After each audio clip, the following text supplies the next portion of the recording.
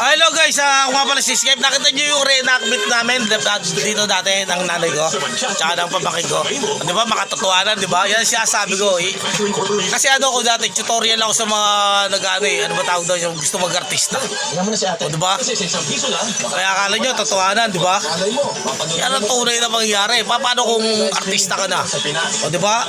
Sabihin ng course ko, actor mo. Ay, hindi maarte. Palitan na yan.